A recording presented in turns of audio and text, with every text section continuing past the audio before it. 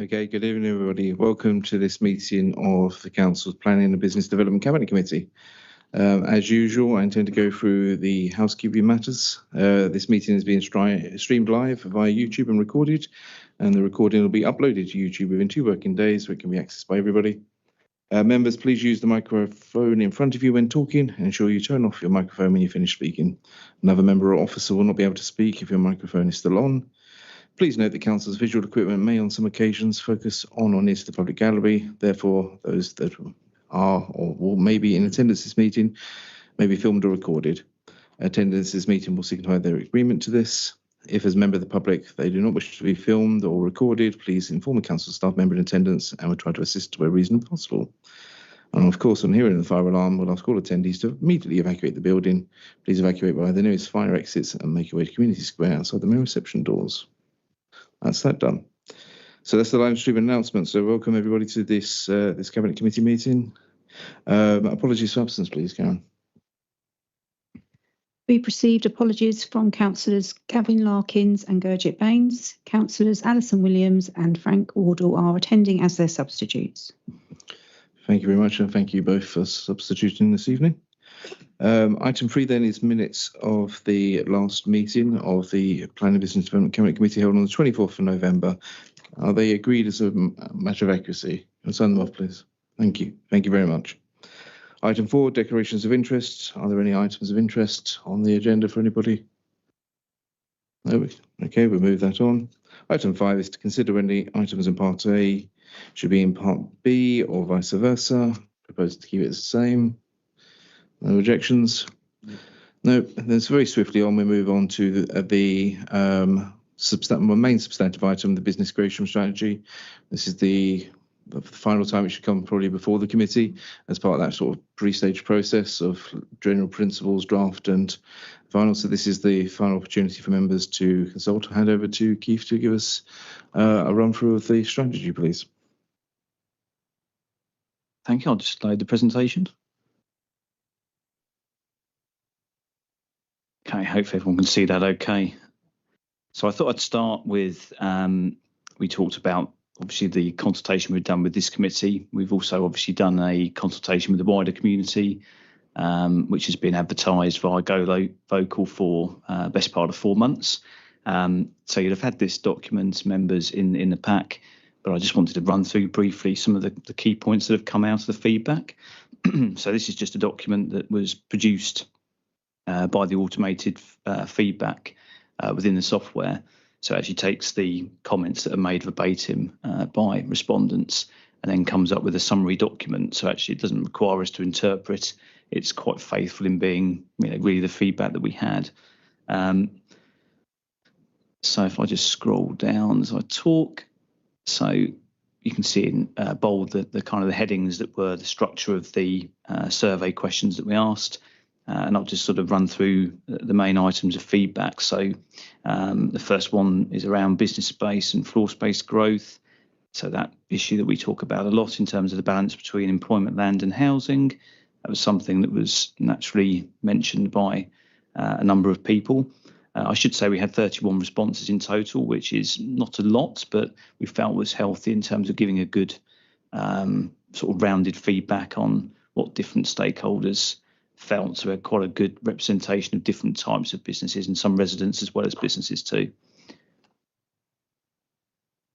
In terms of business-friendly environment, creating a supportive environment for businesses is something that was naturally a priority. There were issues touched on around affordability of premises, simplifying processes, grants and incentives, and then particular issues around high rents and service charges. I don't think any of this would be a surprise, but I think it's useful just to share. Then moving on to support for SMEs and new industry, which is one of the themes that's within the strategy. A lot of focus on small and medium-sized enterprises. And then there was a comment from some respondents stressing the need to diversify away from over-reliance on those skilled retail and hospitality jobs, as it was put. And I just thought I'd use this as an example, really, of perhaps one of the tensions you get between, if you like, sort of resident feedback and business feedback. and also in terms of what we might see as important themes for local economy. I mean, those sectors are important sectors in terms of entry-level employment. They're important amenities for the area. They're part of our kind of regeneration focus, having that access to those sorts of businesses.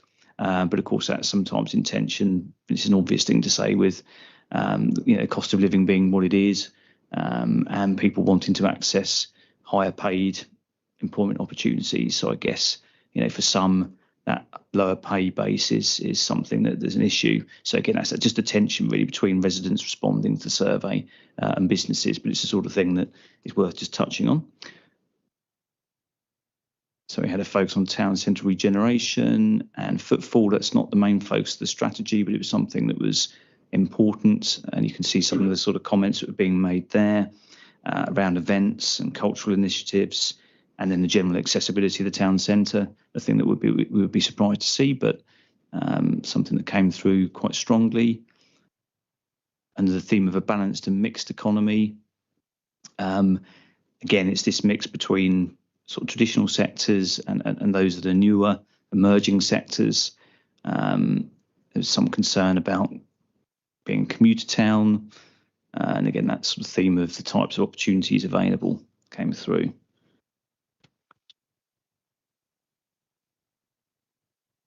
I won't go through every single one, and I'm sure you'll have had a look and may have questions, members. Local workforce and skills, I may have gone past that, is something that came out quite strongly, but we'll return to that within the actions for the strategy. So let's do it that way, I think. I can just move on a little bit to the final page, where we talk about the affordability of business space and costs. Again, that's something that came out quite strongly. And some of those same themes that were further on up are repeated there. Transport and connectivity. There was quite a focus on the return of the Eurostar services to Ebbsfleet, which is something we've been proactive on in other respects recently. So that's something that came out. And then a number of kind of themes that we will probably deal with, I think, in just skipping through the strategy, if I may, because what we've sought to do is obviously respond to what's in the feedback in terms of how we've fleshed out the strategy since last time. So in at least seeing these themes here from the survey responses, you can hopefully be reassured that they're, I think, reflected in the final draft of the strategy.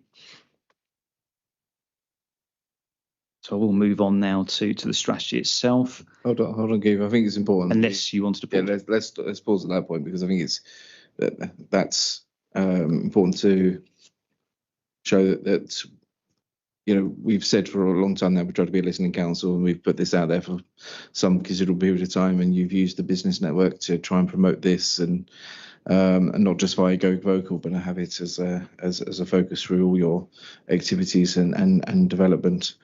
And I think there's just a couple of things that would be worth pulling out before I open up to members. I think one is, here's proof that we don't just gloss over it. There are some things in there that, frankly, needs to be worked upon, and we need to listen and develop that. And that's hopefully where the strategy will come in and respond to that. But there's also, I think, a recognition that we don't have all those levers as a borough council. When it comes to business rates, we are the business rate collector, but we are not the business rate setter. We don't set business rates in this country. And it's important to recognise there isn't a sort of local business tax element to it that you may find in other countries. So worth just sort of saying these things. Nor do we set the rents of a variety of shops and businesses in this town, because we don't own all of those retail rates. We own some, absolutely, as an authority, but we do not put up service charges or rents for things we do not own, and nor can we mandate that as well. So I think there's an effort of myth busting as well, and I think there's an effort of how do we make sure we can sort of do what we can with the levers we've got, and hopefully the strategy responds to that. But are there any questions from members in regards to the consultation element of this? First of all, Councillor Pearson, please. Thank you, Chair. I just wanted to go back to the sports. You mentioned sports facilities for the youngsters and different things like that. Are we looking to create more sort of recreation for the well-being of young children to get them out in the fresh air, so to speak? Yes, I'd probably referred to amenities, didn't I? Which I suppose I was being quite specific, really, in the sense of businesses that added to the kind of hospitality and sort of retail offer rather than sort of recreational per se. But I think when you look at the work that's being done by other parts of the council in terms of our own estate and the types of activities we might be looking to attract, that sort of youth and recreational offer is very much part of the sort of wider strategy, but not something I'm sort of speaking on today per se. Sorry, can I kind of, I think it's really important that we do look further into that for the recreation for youngsters, because I see that, like, it's not just for youngsters, it's for everybody. Like recreation, it's in the word recreation, and I think we should be looking at to create or to support people that in this way and in this area, Chair. Thank you. Thank you, Councillor Vidden. And I think your sentiments are well expressed and understandable. I think certainly with the tome that sits here, the local plan, that there is certainly scope to make sure that anything that comes through should have sports and leisure and things for people to do it at its heart, because that's what builds communities. There's no point building houses if you're not building homes and the things like that. So that, and building communities along with it. Bricks and mortar do not make a community, but it's the activities that bring people together, which is why as a council we've cross-partied supported the development of Cascades and making sure we can build and develop on the wide range of recreational activities that come through. And that includes the sort of business element of recreation as well, because there are offers that can come through in terms of entertainment and experiential businesses that exist that give that quality family time. So I think that certainly will come up and through. Thank you. Councillor Harding, please. Thank you, Chair. I was reading what you were saying, Keith, and you had a very broad brush approach to just about everything, which I'm going to try to reply in a similar manner.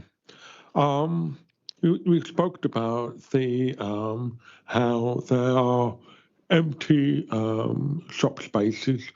Yeah, okay, that will happen. If a business doesn't do well, then it will create a vacancy, and then in time someone will come forward to find there's a gap in the market or so forth. But when it comes to the bigger picture, now we have a lot of pressure here. On one hand, we've got a lot of pressure to build houses, but also we would like the houses to be built on brownfield sites.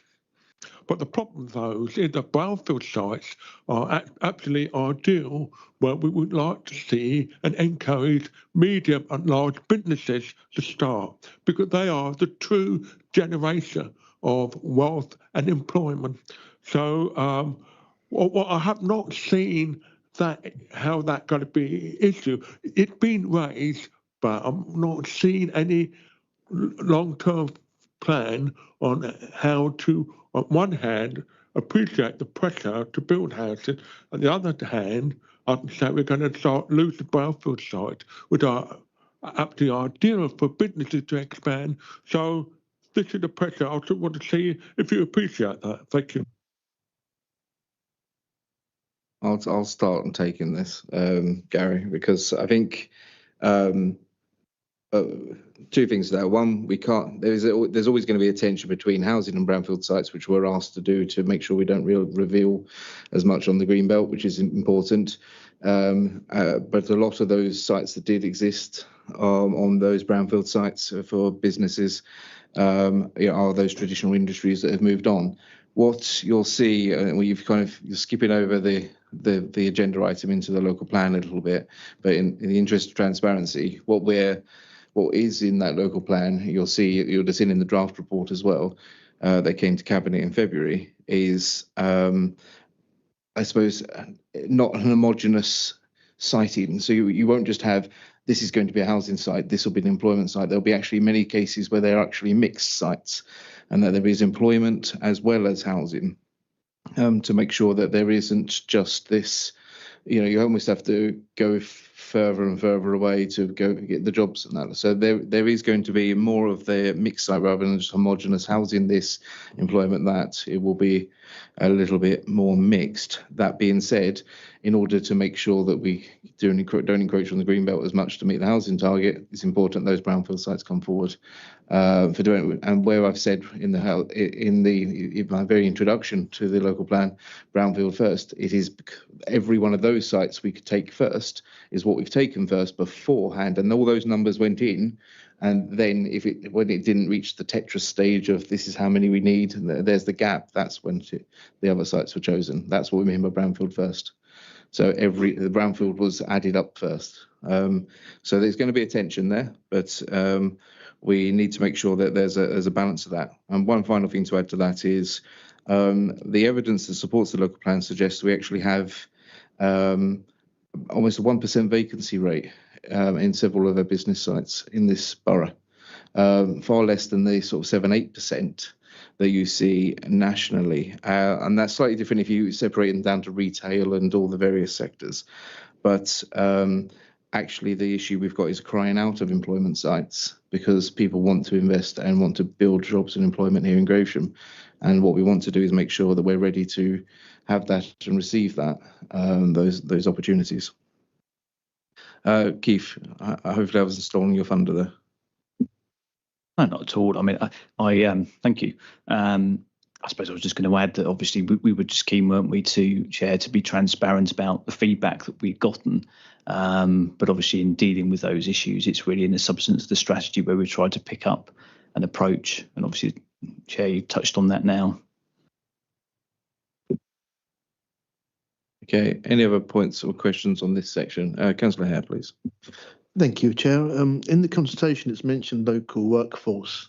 Obviously, with a lot of development happening, the Lower Thames crossing and Cascades, is there any measures that we can put in place that the firms use local workforce? I mean, they come in here, they will promise us, yeah, we will use this local workforce.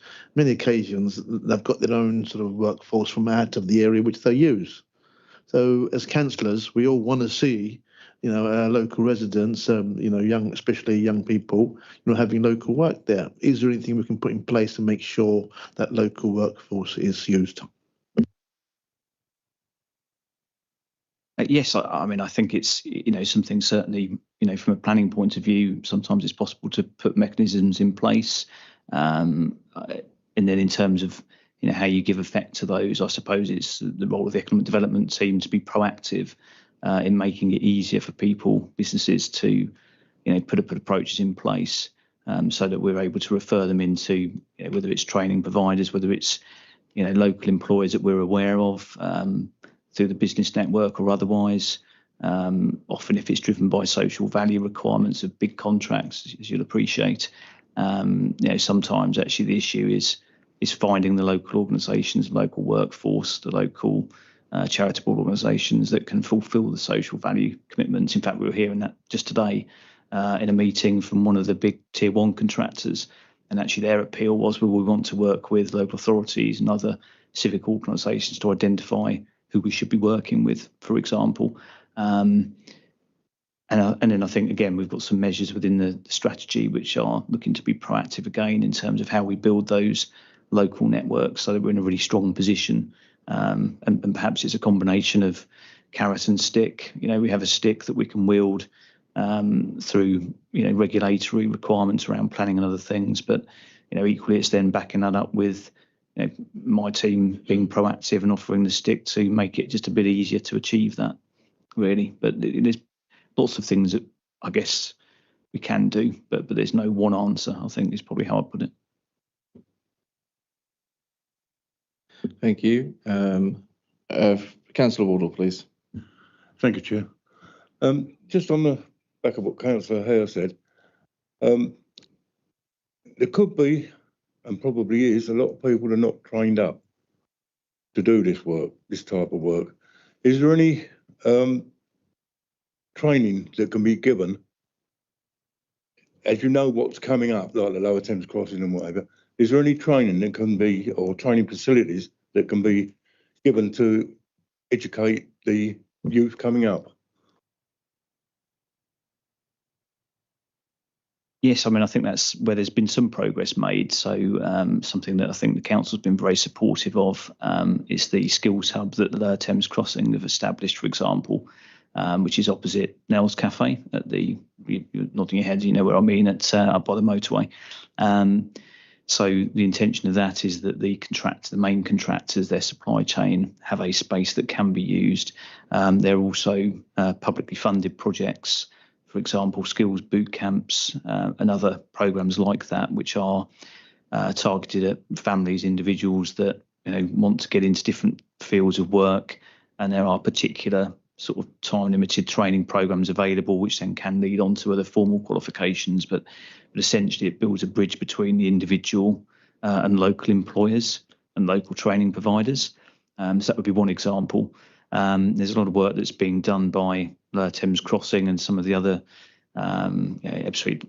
development corporation as well. They directly offer some training opportunities which they target to certain communities or certain geographies. It depends.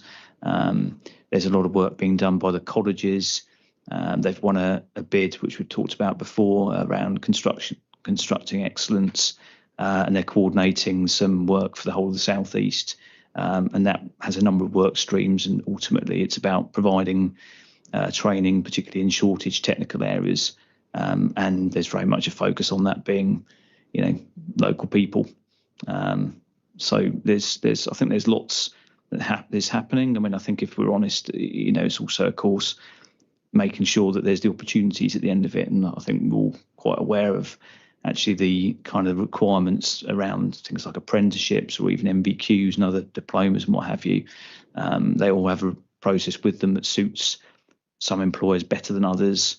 And of course, it just depends whether or not there's an appetite to employ and what the general economic environment is. But as far as we can, if we're signposting people to, whether they're individuals, whether they're our tenants, whether they're our local businesses, to, these are where we think the opportunities lie.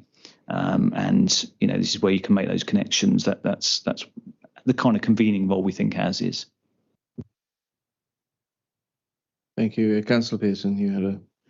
Thank you, Chair. Yeah, about these local employment, this is as Councillor Barnes here mentioned, is that we do want local firms in this area to that's what Councillor here was getting onto. But the problem we got, as you mentioned it, with Lower Thames Crossing, it's the radius where they employ these people from. Now, Lower Thames Crossing, when we was here at one of their interviews when we come here, their radius is 25 miles. Well, 25 miles, you can get to London. And it's those sort of areas that we don't want to encourage. We want to encourage our own people in this area, not 25-mile radius away. Okay? And I'm sure that's what Councillor Hill was, correct me if I'm wrong, I think that's what you was aiming at, Tony. Well, when you say local workforce, you mean the local vicinity. Take your point, 25 miles London, and if you go across the river into Essex, that's 25 miles that way as well. So you do want local workforce as much as you can, yes. I think there's an outbreak of consensus here, because I think, and everyone that was at that Lower Thames Crossing briefing, apologies for those watching online, but to give a bit of context, that the Lower Thames Crossing regular brief councillors on issues that are up and coming, so we can be better informed as to support our constituents coming forward. And one thing that your councillors are regularly doing, all of us are doing, is arguing that 25-mile issue because that's not local, and there is an issue on of workforce, but there's local firms and local workforce, and I think there's obviously some synergy, but they are slightly different. Both of your points are exceptionally valid, because there's no point these great big multinational construction companies getting the work, and then by the time it's subcontracted, and maybe someone local gets a sniff at it, actually then it's cost a fortune, when actually the local company could have actually delivered what needed at a fraction of the cost, in a way. And actually we have, and pertinent to Councillor Wardle's point as well, which is why the skills hub is important. It's important we train people for the skills we've got and provide those pathways and opportunities, but it's important there's local benefits to this. And the government's been, I think, very clear on this, that national infrastructure should have local benefits. And for me, the skills element of that is one of those local benefits. You should be training engineers and everything to do with the LTC, skills for life, that when the LTC is done, you've got people that are fully competently trained for that. But a 25 miles radius, I've made the point, in colleagues that will remember that briefing, I've made it several times, that includes, I've made your very point, Councillor Pearson, includes all of London. And if you've got a company registered in the heart of London, even if it's just a PO box, technically that could possibly meet your perspective for being a local business. So if a point I made at that briefing, if you recall, is that one of the companies got something was from Doncaster. But of course, if their head office was in London, would they count as local? So there is a lot of work that I think the LTC have got to do to prove to local residents, certainly for ourselves. It's not helped by the fact I will raise this now. This meeting's being held at the same day that, bearing in mind, colleagues, you'll be aware that this meeting date was agreed back in May at annual councils, they always are. And for the LTC colleagues that may watch, this is being held at the same time as a parliamentary event for businesses is being held, and Gravesham Borough Council colleagues were invited to attend, but they didn't ask in advance. In fact, the host of it is our colleague from Dartford, our MP colleague from Dartford, not the local MP for Gravesham or the local MP for Thurrock, for that matter.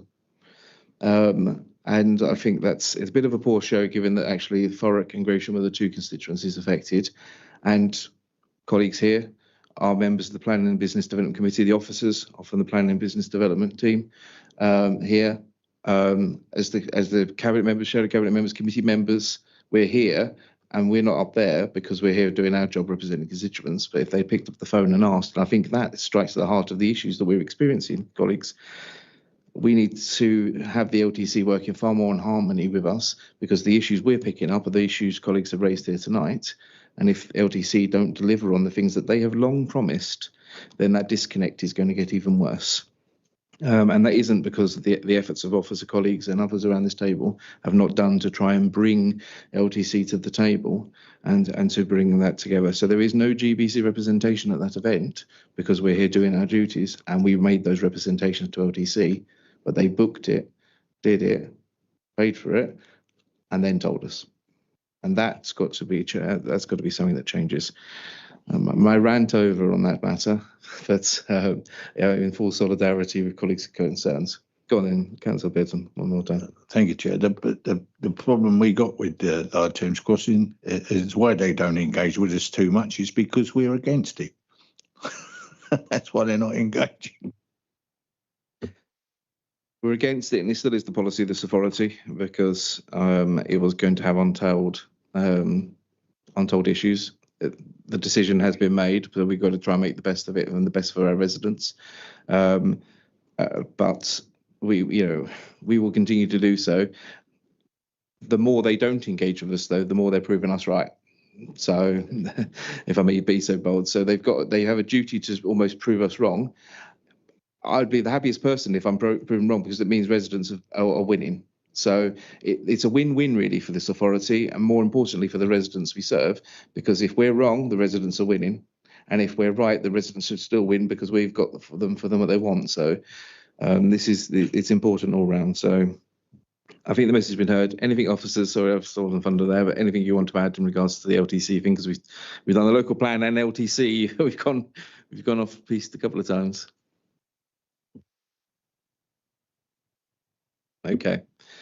if everyone's content with that, should we move on to then the response, I suppose, to the survey? And it's important we showed everybody the responses to the survey. It's been open and transparent. Do you want to move on to the strategy itself then, please, Keith?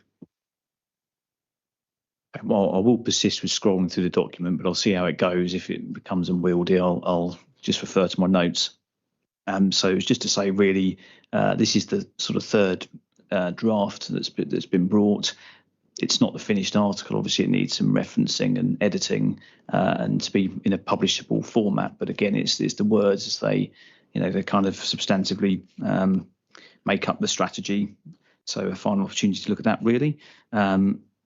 I think it is really important to say that, there's a lot of things that the council does do itself that have a really material impact on local economy. We think, don't we, about planning and development in particular, but we have so many touch points with the business community. And I think in our day-to-day services, there's a lot that we can do to help build the kind of confidence that allows us to build on the opportunities. I think we all know we're in a difficult environment generally, but I think what we need to focus on and what this strategy is an opportunity to do is to recognise that in this part of the world we do have opportunities, in a sense, to slightly buck the trend, and actually we come from a base which allows us to do things which other locations struggle to do because they've got a much higher cost base. So actually, if we get this right, there's the opportunity to sort of go against the tide, whatever that tide ends up being nationally. And a lot of it is about creating confidence, and that's what we do ourselves as a council. So although the strategy is very much around what's the vision for the area, and what is it that we mean when we talk about local economy, I think in essence it is about how we deliver our own services and just remembering the kind of impact that we do have. So what I'm going to do in going through it, a lot of it you will have seen before. I'll try and pick out some of those areas where we develop the thinking a little bit and some of the key points. But obviously you'll have had opportunity to look through it in your own time. So questions you've got we can obviously deal with at the end. So again, the executive summary and the introduction, really the spirit of this hasn't changed a lot. There would also be a forward, of course, when it comes to the final version. The vision, I think we've tweaked slightly. I'm just going to pop it up on the screen really so that it's visible to people. But again, I don't think any of that will be a surprise. I think the intention really is to be holistic, inclusive, and to recognise the sort of the really varied opportunities we've got. There's a bit of a trend really for areas looking to find one or two points of difference that mark themselves out from other areas. But I think there's a recognition in this strategy that actually you've got to cultivate and nurture everything that you've got, really. Yes, sometimes you're going to be making choices about what you have in the area and what you don't have in the area looking forward, but actually the more we can harvest and nurture what we've got, the more there is to sort of boost the economy, really. Might be an obvious thing to say, but I think it's an important distinction.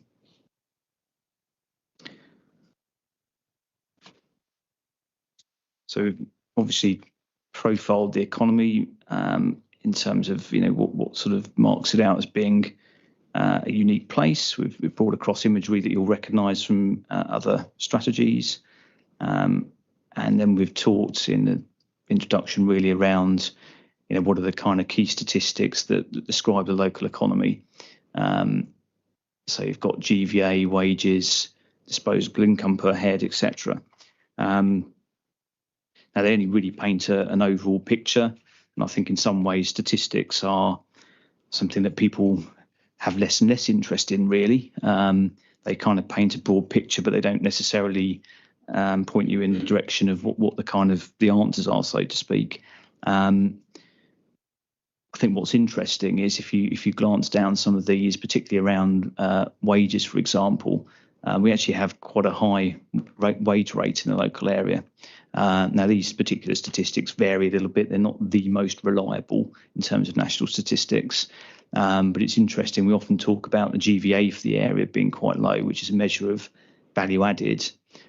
So financial services, have really high GVA because you've got a lot of value going through them, but actually the costs are quite low. It's not necessarily a high wage industry. And, you get really impressive statistics, but the interesting contrast is that the wages here are quite high. Now, I don't know whether it's a fashionable phrase to use, but, when you look at the profile of the local economy, we do a lot of sort of extractive trades. We've got, industrial and commercial areas. And there's a little bit of, where there's muck, there's brass going on, I think. And actually, that's something that we do need to celebrate, because we have that kind of practical focus within the local economy, and that kind of vocational and technical side of things is actually in short supply and actually doing rather well. So it's interesting. It seems to come out in the statistics. Disposable income has actually performed quite well, which is perhaps a bit of a surprise. So what people have got left to spend after their sort of main costs of rent and things are taken into account. So I thought that was an interesting statistic to point out. Employment as well, our employment rate is really quite high. So although unemployment in the area is a little bit higher than average, actually if you look at the employment rate, it's really quite high, which again is not necessarily what you might expect. And that's not to say that we haven't got real pockets of disadvantage that are a priority. We certainly do have those, and that's something that we will be seeking to address. But it's also a good news story that actually in aggregate, what we might not expect to be as healthy a set of statistics are actually better than you might think. This is an area where, people work.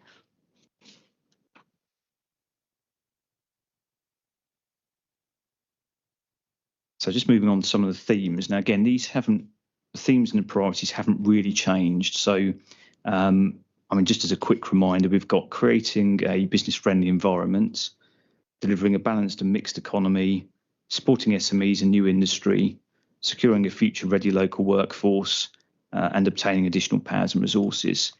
So this hasn't really changed. We've fleshed out what we mean by that. But I thought actually in terms of the time we've got available here, it might be better to move through those themes, and rather than just explain those, talk about some of the things that we think will be priorities for activity, which obviously enshrine what we're going to do. So let me move on swiftly to those. So this is obviously something we have touched on already. So we have a skills hub. There is the possibility to create more capacity as well. Something that we've talked about before, but is, I beg your pardon, I've moved on a bit too quickly. So we've talked about group training in the past, which is really simply getting together groups of employers that have similar technical training needs, because that's a big area where if we're going to build the infrastructure, the houses, the commercial developments and all the things that are going on, we obviously need to have those skill sets. But also there's sort of manufacturing and engineering trades that still go on as well. These skills are in short supply. We've got a majority of smaller SME businesses don't have a training department necessarily.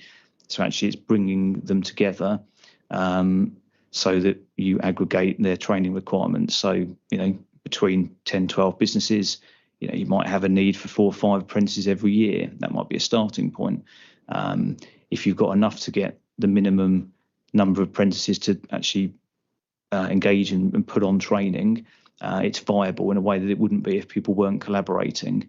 There's also, through some of the work we've done in partnership with the colleges around their Technical Excellence College bid, more thought to how you make training venues open to private training providers. So if we don't have the training provision locally and we can't develop it, we might be able to bring it in because we've created a marketplace for that training. It's also from the point of view of parents and individuals looking at a trade or an apprenticeship or an MVQ or a diploma or whatever it is, actually rather than thinking about working for an isolated firm that might seem like a leap of faith, you're going into a group of businesses where you can gain a range of experiences. We need to look at how we get people to those opportunities. That's another challenge, but there's ways of doing these things. And actually, from an employer point of view, perhaps harking back to training as was, not that we're looking backwards, we're very much looking forward, but actually people moving around different employers to gain experience is probably a healthy thing. So Industry Skills Hub is something we've put quite a bit of effort into. And I could probably give a whole presentation on it, but that's something that's certainly a priority activity alongside the Skills Hub, which we've obviously talked about already, and how that develops going forward. There's a principle of a hub and spoke approach, which again is a recognition that we might have centres of excellence like colleges or private training providers or skills hubs, but actually, going back to my point before around pockets of disadvantage and communities that are underrepresented, actually we want to be really proactive in going to where people are, and even if you can't deliver all of the training provision, you can at least provide pathways through. You can provide tasters. When I say you can do this, a lot of it's about bending government programmes by working together, so that whether it's a job centre, whether it's Kent County Council, whether it's ourselves through programmes of our own, it's having those pathways so that people can get engaged in something and then be passported on to other things. So, Rome wasn't built in a day, but there is the aspiration to pull things together into a portal. So it's just a bit easier to find out, how you progress from one qualification to another or one opportunity to another. I've touched on under connectivity, so I'm struggling to sort of scroll through and talk at the same time. But we talked about international rail services being a focus under connectivity. I think we all are probably of the opinion that connectivity is a real asset of the area, whether that's in transport or other terms. So that's something that's important alongside things like the ferry service. Moving on, affordable workspace. I'll perhaps just talk about these in fairly headline terms, but having space that is affordable is important. We talk a lot about affordable housing. There's almost a similar scenario unfolding around employment space, providing affordable options for not just new businesses, but those that have been trading a long time that might be subject to inflation is something that, through all of our efforts, we need to address. We're very much looking to adopt a performance framework with sector-specific plans as things develop around things like visitor economy, food and drink, creative and digital, and so on.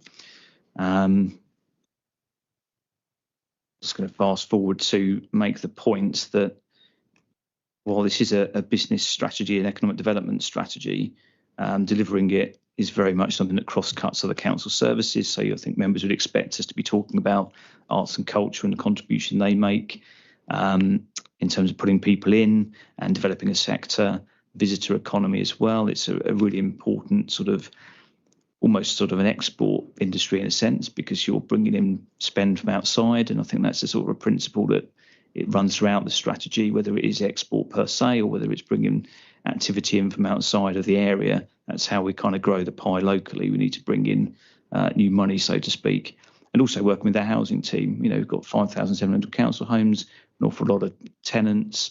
One example is with our Grow and Gravesham scheme. We were really, really proactive in making sure that the mentoring and micro grant scheme was visible to that whole audience as well, so that we were really extending into the whole community rather than talking to, if you like, established business audiences, for example.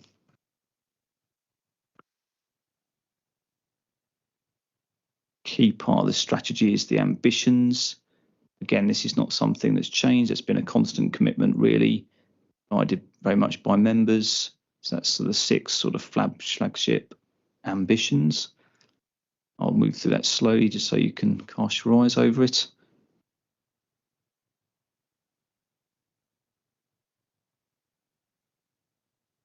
And then I did just want to move on to a couple of things under the statistics that have been added. So we've very much sought to align everything that we've done with the corporate plan. So we've drawn out this particular objectives that apply, which you can see there. And then what we've also done in a visual way is taken some of the verbatim feedback from the corporate plan consultation last. There were 3 particular business themes you can see there on the left-hand side under the sort of squiggly brown line. And then we've created a word cloud, really, which is just gives you a bit of a sense of the sort of words that are on tips of people's tongues. it's just a nice visual way, I think, of drawing out what's important to people. It's one of those sections that will be firmed up. And then in terms of just picking out some of the statistics quickly, if I may. So I thought the population aged 0 to 15, what you've got in these stats, they're all the same. They're kind of a cluster of all local authorities in England, and where Gravesham lies in relation to those. So if the box with the percentage was on the left-hand side, it would be right at the bottom. And then obviously the high end is towards the right-hand side. So if you take that population age 0 to 15, actually we've got a very high proportion of younger children. And then you can see the direction of travel for that indicator on the little graph on the right-hand side down the margin, if you like. It just shows you whether or not that indicator's going up or down, really, according to whether the line's going up or down. So again, quite encouraging having 0 to 15 year age group coming forward. That, growing population, growing economy, it's a general principle. We're around about average for the working age population, and that has dropped a little bit. And then I don't need to dwell on this, but I've talked already about the employment rate being quite high, as you can see there, which is quite striking, I think, compared with perhaps how we traditionally view ourselves. And by the same token, if you've got a high economic activity rate, you've probably got a low inactivity rate, which is also borne out. There's some statistics there around business births, which are also reasonably encouraging.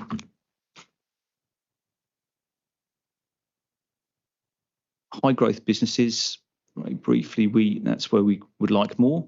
And that's why helping slightly bigger micro firms with their recruitment and helping them to grow their workforce should be directly through into having a sort of a larger number of high growth businesses. It's just a qualification for how quickly they're growing in terms of staff and turnover. So there's a sort of an official definition of that, and it allows you to compare different areas in terms of their business base and how many of you have in that particular bracket, which is obviously an important one. And then I think really the final point, I'm going to just, at this stage, I'm not going to scroll all the way through because I don't think it adds anything, but I didn't think I could really finish the presentation without just acknowledging what is already, I think, a focus for us and sort of runs through the whole strategy. But it's just to sort of pause and look at the numbers of NEETs. Jumping around a bit. And that obviously is a relatively high percentage figure. And so I think it just underlines why it's so important really to get things like skills and training right, and why at the end of the day a focus on local economy is important. I would say that, wouldn't I? But I think ending on young people is probably a good place. So that's really all I had to say. So hopefully you may have some questions. Thank you very much. Before I bring in the floor, just a couple of comments on there. I think, like we're about to see in the next agenda item, the stats are wonderful, but obviously the context is important, and some of those things do not take into account, and will not, because they're pure statistics. They won't take into account some of the changes in demographic behaviour. For example, we see issues with public houses on a regular basis, but one of the things that we're not actually touching or addressing is actually young people demographically are not drinking as much as their forebears, simply are not, and that's a complete behavioural shift that hasn't really been addressed yet, and then the statistics will belie. So, for example, and I've just used that as one example, but given I'm a youth worker by trade, it's important to realise there are changes in our behaviours, be it online shopping, be it the context of Blue Water being next door to us, be it people being very time poor at the moment. The fact actually we have myth busting to do. We have grocers in town. If we had £1 for every time we want a grocer's, we'll go to the high street. There are several now, but how many comments do we get as councillors? Everyone wants a greengrocer's. Well, there's several in town, but go and shop there. Is something to recommend. But I think one point you said some of the themes that haven't changed. I think while that might be true, some of the content has, because it has reflected, and look at your previous papers, colleagues, it has reflected those comments from the consultation. So it has moved on, it has evolved, listening to those businesses and individuals and members of the public that have taken the time to comment, and I thank them for it. And this is just really, I suppose, the start of how we respond as a local authority through this, taking it forward. Are there comments based on Keith's presentation and the paper before you, which, of course, as I said earlier, we all read, if members read their papers? Any comments on the strategy anyone wants to raise? This is the final opportunity, I suppose, before it goes to publication. Anything anyone wants to raise? No? Councillor Wardle. Thank you, Chair. Earlier on, when you was talking about training and what have you, I think your last comment was you didn't know how we were going to do this. I think Lower Thames Crossing are doing it already. They're talking to school children in their last year, and picking up engineers, surveyors from that now. But I think that is something that could be expanded on. In as much, for the last 6 years or so, I've been doing mock exams with a couple of schools in Gravesham.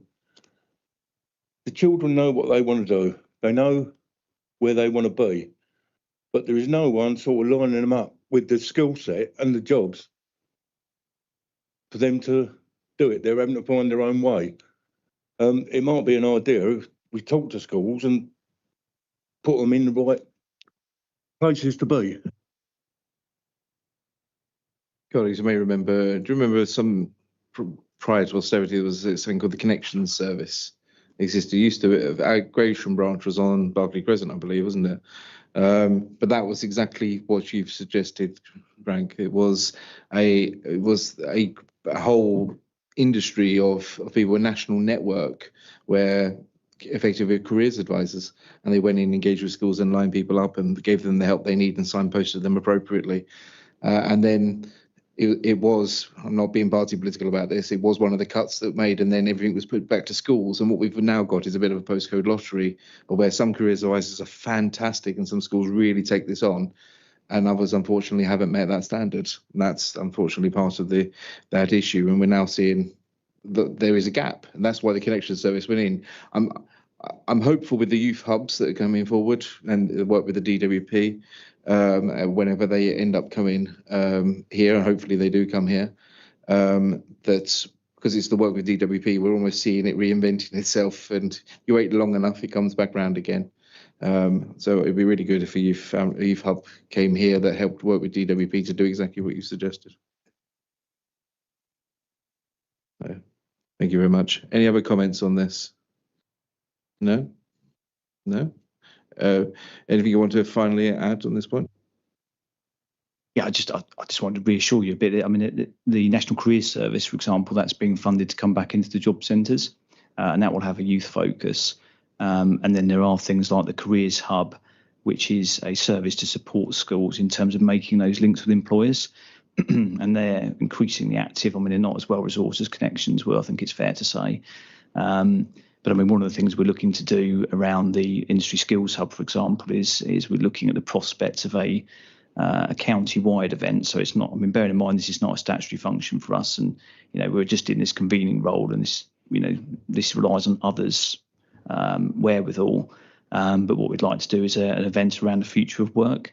It's a really simple concept, which is taking some of these growing sectors where there's a requirement for people, and there should be, a positive story there because there's plenty of demand for people. We get stuck in that potentially a negative sort of cycle of conversation, and actually to talk about what roles are youngsters taking on, whether it's apprentices or otherwise, engage an audience of schools, careers advisors, young people from schools, employers, have people talk about what they really do when they do these different roles and what does that really look like on a day-to-day. Have recruiting managers from firms talking about how they see the future of work and what the skills will evolve to be. But also these things tend to be sponsored by bigger firms, and we know we've not got so many of those, have we?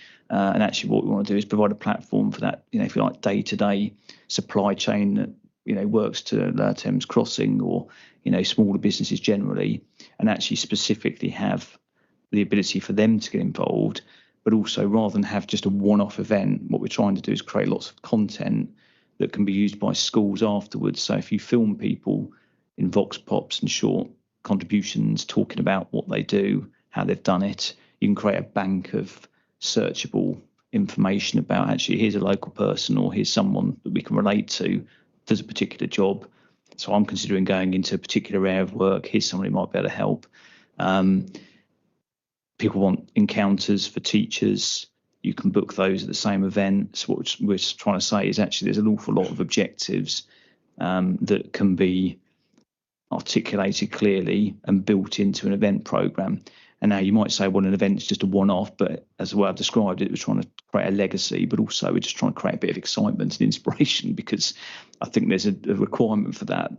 And you know, talk in sort of fairly sterile terms around the way that you're going to organise businesses collaborating, but actually, if you can actually host something that excites people about the prospect of work and different options, and we're around that table and we're making those connections with our local schools and our local organisations, that could be really positive for doing some of this work, hopefully. Okay, thank you very much. Any further questions? There is no covering paper for this, so I'll invent a recommendation if that's okay, colleagues. This is the final stage for it, so taking on board comments tonight, a recommendation to agree subject to minor changes to sign off. Is that agreed by everybody tonight? Yep. Agreed. Thank you very much. Okay, that takes us then on to the corporate performance report for Corey. Thank you very much, Keith and Adrian, for the work for this strategy. By the way, I think it's been a good journey, and we've really good listened. So let's move on to the corporate performance report. Colleagues, you'll be familiar with this as usual. Do you want to take us through it, Mr. Garner? Thank you, Chair. As set out in the report provides members of this committee with an update against the Council's performance management framework and covers the third quarter of the current financial year. The report is for information only, subject to your agreement, Chair. Happy to go through the appendix page by page and to answer any queries. Thank you. Thank you. Okay, we'll start then on page 40. I'll just take page by page if there's any questions or anything to highlight. So page 40 on the agenda is the first page. Any questions? Page 41 then.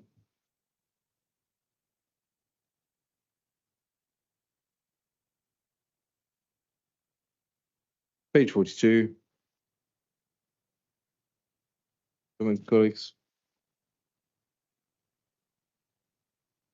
Page 43.